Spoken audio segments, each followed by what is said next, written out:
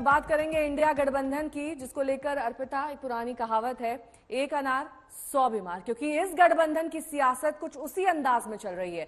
अभी अभी 3 राज्यों में कांग्रेस की हार हुई है। 2024 की चुनौती लगातार बड़ी हो रही है, लेकिन विपक्ष का गठबंधन अपनी डफली, अपना राग अलाप रहा है। और आज देखिए नया इंडिया गठबंधन की 3 बजे बैठक है। एजेंडा लोकसभा की तैयारियां हैं, लेकिन खींचतान इस सवाल पर है कि पीएम का चेहरा कौन होगा।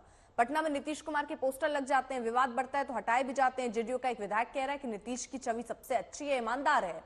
अब वो पोस्टर हटा लिए गए हैं। वहीं सामना से नया संदेश आया। सामना के संपादकीय में लिखा कि इंडिया का रथ सारथी कौन।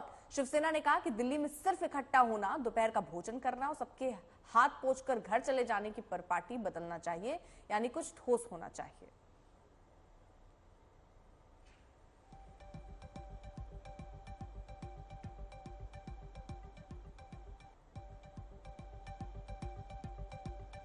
इस बीच इंडिया गठबंधन की बैठक से पहले उद्धव ठाकरे का एक बड़ा बयान अर्पिता सामने आया है और इस बयान में उन्होंने कहा है कि पहले संयोजक तय किया जाए, क्योंकि कुछ भी ऐसा ठोस नहीं है जो अभी तक इस गठबंधन द्वारा 4 मीटिंग्स, चौथी मीटिंग है।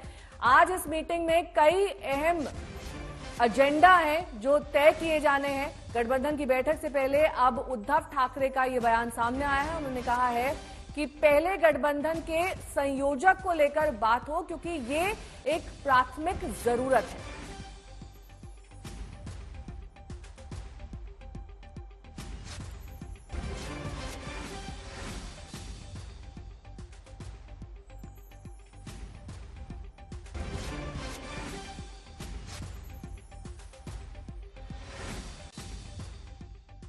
आज की बैठक में सलाह मशवरा होगी, विचार विमर्श होगा। और जैसे मैंने कहा कि अब दिसंबर तो आधा चला गया, आने वाले साल में चुनाव तो होने जा रहे हैं अप्रैल और मई में।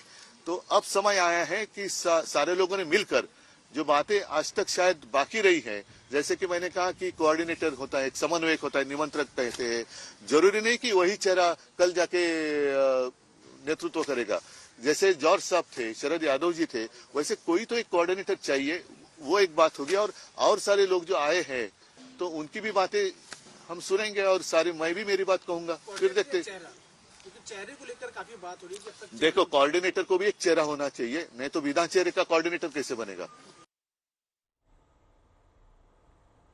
और प्रियंका चतुर्वेदी क्या कह रही है इस पूरे मामले पे, आपको सुनवाते हैं। प्रियंका, एक तरफ तो ये प्रोटेस्ट है, दूसरी तरफ आप लोग एकजुट नजर आ रहे हैं, दूसरी तरफ शिवसेना की तरफ से कहा जा रहा है कि सिर्फ चाय बिस्कुट से काम नहीं चलेगा, बहुत चेहरे हैं पीएम के, उससे काम नहीं चलेगा। जो आज दोपहर को बैठक होनी है उससे कुछ निष्कर्ष निकलना चाहिए। आपके सामना के मुखपत्र में भी छपा है। सामना एक ऐसा अखबार है जिन्होंने सत्य सामने रखने में किसी तरीके की चूक नहीं की है।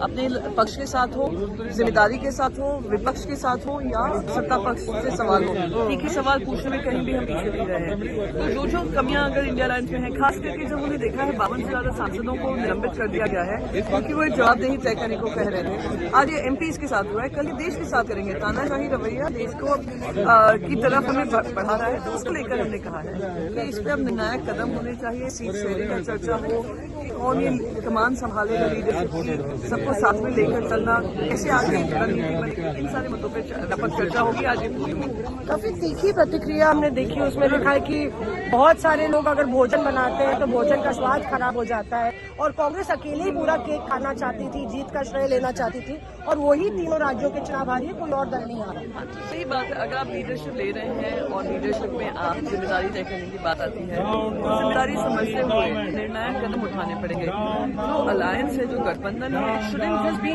Thinking of doing something, it should be seem to be doing something. वो देश की जनता के सामने इम्पोर्टेंट है कि कैसे हम उनको ये कॉन्फिडेंस दिलाएं कि we know what we are doing, we know where we are heading and we know that we will unseat the BJP. आज क्या सीट शेयरिंग को लेकर आपको लगता है ठोस कदम कुछ उठ सकता है?